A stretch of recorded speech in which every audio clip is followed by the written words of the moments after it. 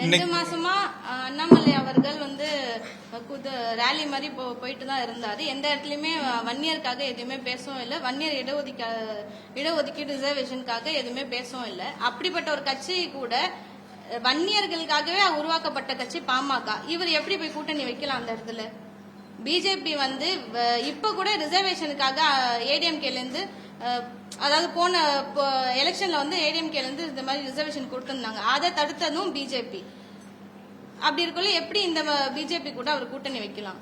இன்னைக்கு ராமதாஸ் அவர்கள் வந்து அவரோட அடிப்படை கொள்கையா இருந்த அந்த கட்சி உருவாக்குன அடிப்படை கொள்கை என்னமோ சோசியல் ஜஸ்டிஸ் என்னன்னு அவர் பேசிட்டு இருந்தார். இத்தனை மக்கள் சமத்துவம் பேசினவர், சோசியல் ஜஸ்டிஸ் பேசினவர், இன்னைக்கு அது எல்லாத்தையுமே கைவிட்டுட்டாரு.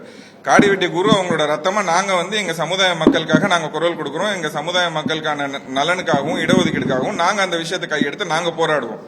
எந்தெந்த கொள்கையை ராமதாஸ் அவர்கள் கைவிட்டு இந்த மக்களை ஏமாத்தி இந்த மக்களோட ஓட்டை வந்து அவர் பையனுக்கான செல்வாக்கா பயன்படுத்தி அதை வந்து காசா பார்த்து அவர் பையனுக்கு ஒரு அமைச்சர் பதவி கிடைச்சா போதுன்றதுக்காக அந்த மக்கள் அடமான வைக்கிறாரோ அதை வந்து நாங்க என் சமுதாய மக்களுக்கு அதை நாங்க வந்து ஒரு விழிப்புணர்வு ஆக்கி அதை அவங்களுக்கு தெரிய வச்சு ராமதாஸை வந்து அரசியல் அனாதை ஆக்கிறதுக்கு தான் இந்த முயற்சி எடுத்திருக்கோம். என்ன சார்?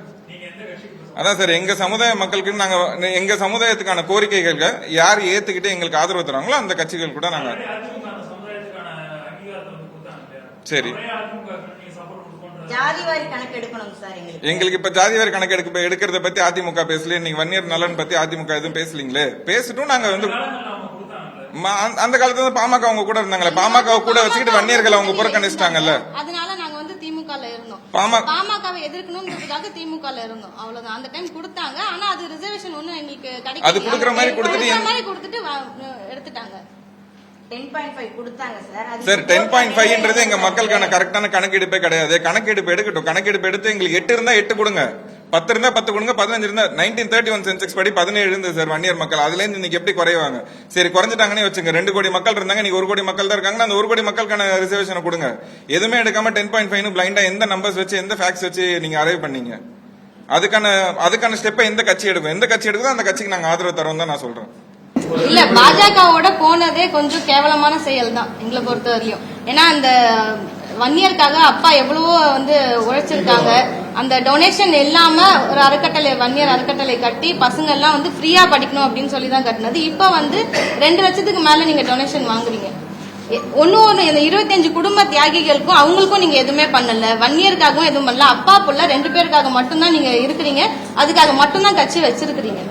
அதனாலதான் பிஜேபி போயிருக்காங்க. பிஜேபி போனப்ப கூட நீங்க ரிசர்வேஷனுக்காக பேசல, வன்னியர்களுக்காக எதுவும் பேசல. அப்படி இருக்குள்ள அது எப்படி எங்களால ஏத்துக்க முடியும்?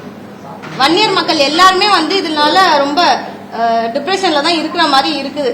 எல்லாருமே வந்து சொல்றாங்க, நிறைய பேர் சொல்றாங்க எப்படி உங்க பிஜேபி போலாம் அப்படின்றத எல்லாருமே கேக்குறாங்க வந்து பாக்குறவங்க எல்லாமே. ஆமா, எங்களோட நிலைப்பாடு இதுதான். என்ன சார்? அதுதான் சார், நான் திரும்ப அதே தான் ரிப்பீட் பண்றேன். எங்களோட கோரிக்கைகள் இருக்கு, எங்க மக்களுக்கான கோரிக்கைகள் இருக்கு. அந்த கோரிக்கைகள் எடுத்தாங்கன்னா கண்டிப்பா ஆதரவு தரோம். எடுக்கிறோம்னு சொல்லிட்டாங்கன்னா ஆதரவு தரோம், பிரச்சனை இல்லை. யார் எடுத்தாலும் ஆதரவு தரும். விசிக்கு எங்களுக்கான கோரிக்கைகள் ஏத்துக்கணும்னா அவங்களுக்கும் ஆதரவு தரும். எங்களுக்கு வந்து என் மக்களுக்கான உரிமை வேணும், அவ்வளவுதான். செய்திகளை உடனுக்குடனும் துல்லியமாகவும் தெரிந்து கொள்ள சப்ஸ்கிரைப் பண்ணுங்க.